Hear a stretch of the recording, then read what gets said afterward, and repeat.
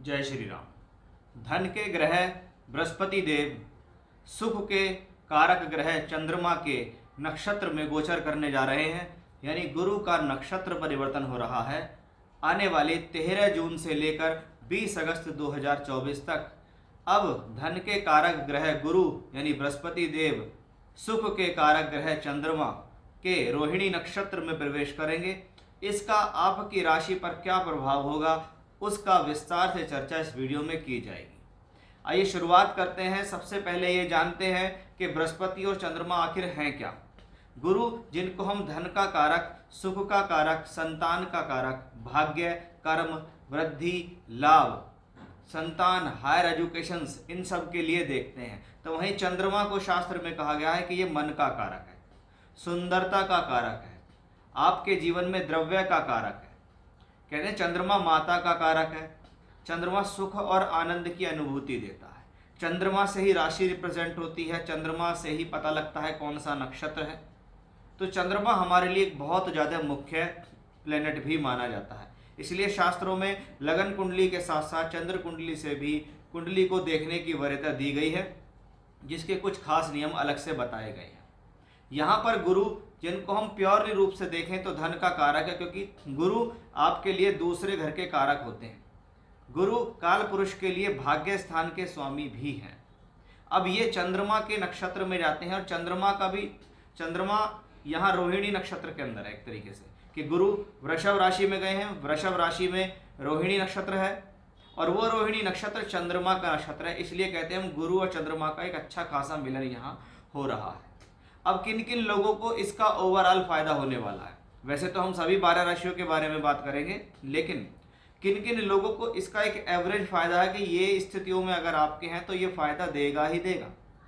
जैसे चंद्रमा के कारक क्या है, रोहिणी नक्षत्र क्या है, जो नक्षत्रों में सबसे ज्यादा प्रिय नक्षत्र है, क्योंकि चंद्रमा को भी अगर देखें तो रोहिणी नक्षत्र प्रिय है, भगवान कृष्ण को भी देखें तो रोहिणी नक्षत्र प्रिय है। तो वहीं चंद्र ग्रह जो है आपके जीवन में एक तरीके से फूड का कारक, अगर हम खाने पीने से संबंधित स्थितियों में जाते हैं तो जो चीज़ देख के मन को लुभाए, मन को आनंद दे, तो वो फूड से संबंधित होती है। अब चंद्रमा शुक्र की राशि में ही उच्च के भी होते हैं, क्योंकि आपको पता है कि गुरु वृषभ राशि में गोचर कर रहे हैं और चंद्रमा भी शुक्र की राशि में उच्च के हो जाते हैं। इसलिए कहीं ना कहीं ये स्थिति फाइनेंस से संबंधित तो बहुत स्ट्रॉन्ग कॉम्बिनेशन बनाती है। कहीं ना कहीं आपको फाइनेंशियली स्ट्रॉन्ग तो करेगी, क्योंकि गुरु धन के कारक होकर शुक्र की राशि में है और चंद्रमा उसी शुक्र की राशि में उच्च के होते हैं और गुरु उसकी कक्षा के अंदर आ गया। यानी आप देखिए किस तरीके से एक बेहतर स्थिति पैदा हो रही है। अब कहीं ना कहीं वो लोग, सभी लोग जो सुंदरता से संबंधित कार्य करते हैं, जैसे ज्वेलरी, आर्टिफिशियल ज्वेलरी, सोने चांदी से संबंधित काम करते हैं, इंटीरियर डेकोरेशन का काम करते हैं, यहाँ पर साज सज्जा आती है, ये सब कहीं ना कहीं चंद्रमा से संबंधित है। मन मस्तिष्क का कारक है चंद्रमा, यानी मन को शांति देने वाला कॉम्बिनेशन है कि जब गुरु रोहिणी नक्षत्र में प्रवेश करेंगे, अगर माता को कोई भी हेल्थ इश्यूज चल रहे हैं तो वो सुधरते नजर आएंगे। मन में किसी भी प्रकार की चिंता चल रही है तो वो सुधरती नजर आएगी। अगर आपका ट्रैवलिंग से रिलेटेड काम है, क्योंकि चंद्रमा को ट्रैवलिंग का कारक भी कहा जाता है, हर 2.25 दिन में बदलने वाला ग्रह होता है चंद्रमा, तो टूर, ट्रैवलिंग, एक्सपोर्ट इंपोर्ट का काम करते हैं, आपके लिए शुभ है। चंद्रमा शुक्र की राशि में उच्च का हो जाता है, इसलिए गाना बजाना, सिंगिंग, डांसिंग, नृत्य कला, किसी भी प्रकार की एनिमेशंस, ग्राफिक्स, ये सब चीज़ें चंद्रमा से आती हैं।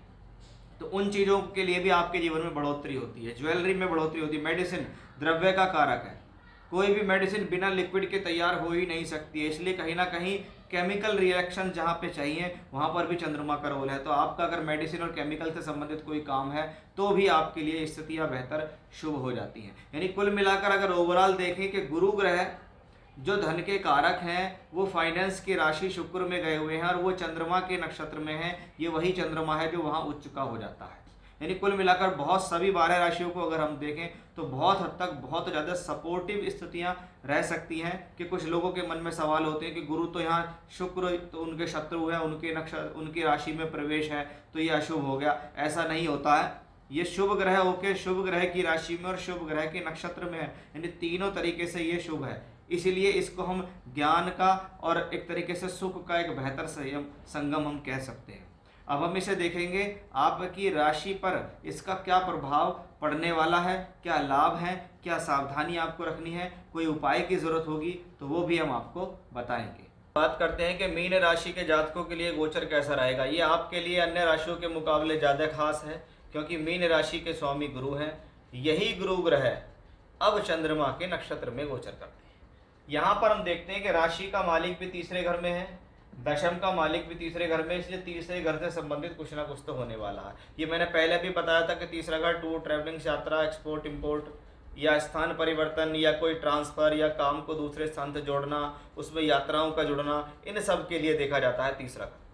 और जो लोग सिंगिंग के, डांसिंग के, क्रिएटिविटी के, मीडिया के, इनके फील्ड में है तो ये भी और ज़्यादा शुभ हो जाता है क्योंकि गुरु वहाँ तीसरे घर में बैठे हैं। सलाहकार हैं आप, मार्केटिंग सेल्स का काम करते हैं, लोगों को समझाते हैं, आपका सलाह देने का काम है, उससे आप पैसा लेते हैं, तो वो एक स्थिति हमें गुरु ग्रह से शुभ दिखती है।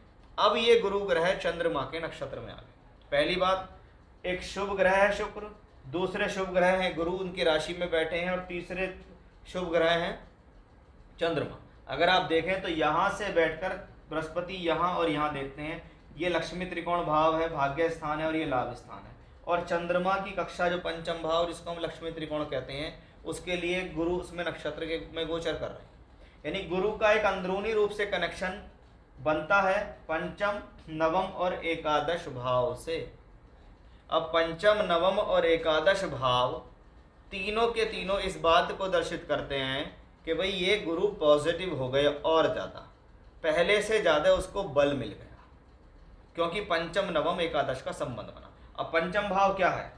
शिक्षा, विद्या, बुद्धि का भाव है पंचम भाव। यानी ये कॉम्बिनेशन शिक्षा करने वालों के लिए शुभ। निर्णय लिए जाएंगे इस दौरान, वो निर्णय आपके लिए पॉजिटिव होंगे, सकारात्मक होंगे। उन लोगों के लिए स्थिति शुभ है जो आपके जीवन में चाहते हैं कि मैं अपनी बुद्धि से, ज्ञान से, निर्णय से कुछ अच्छा करूं, मेरी एजुकेशन अच्छी हो जाए, या मैं एजुकेशन करने के लिए बाहर चला जाऊं, किसी दूसरी जगह जाकर मैं पढ़ाई शुरू हो जाए। बहुत से लोग तो घर से बहुत दूर जाकर पढ़ते हैं या विदेश में जाके पढ़ते हैं, तो भी ये इसी कॉम्बिनेशन से आता है क्योंकि पंचम भाव लक्ष्मी त्रिकोण भाव है, गुरु धन का कारक है, दोनों आपस में मित्र हैं, दोनों अच्छी जगहों के मालिक हैं, अच्छी जगहों से संबंध बनाते हैं, इसलिए ये स्थिति धन के लिए बेहद शुभ है। मैं ऐसी स्थिति में कहता हूँ कि सबसे ज़्यादा गेन आपको प्रोफेशनली मिलेगा क्योंकि प्रोफेशन के लिए अगर बृहस्पति की देखें तो मूल त्रिकोण राशि दशम भाव में पड़ती है, और गुरु का संबंध भी देखें तो भाग्य और लाभ से बनता है। इसलिए यह स्थिति नौकरी हो या व्यापार हो, सभी तरीके से धन के लिए शुभ है। 13 जून से 20 अगस्त तक ये ट्रांजिट रहेगा, जीवन के बहुत सारे मुख्य कार्यों को पूर्ण करने में सक्षम दिखाई देता है। यानी कह सकते हैं मीन राशि के जातकों के लिए शुभ स्थिति है। जय श्री राम।